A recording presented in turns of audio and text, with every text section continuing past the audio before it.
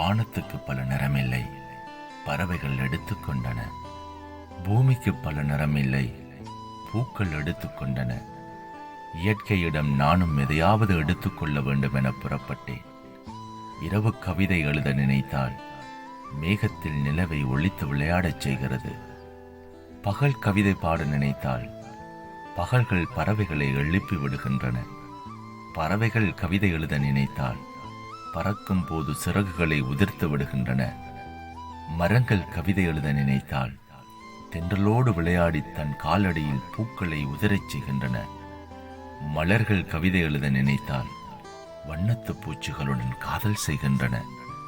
மழைத்துளி கவிதை எழுத நினைத்தால் அருவிகளாய் சலசலத்து சிரிக்கின்றன. இயற்கை எதையாவது செய்து கொண்டிருக்கிறது, நானும் எழுதி கொண்டே இருக்கிறேன்.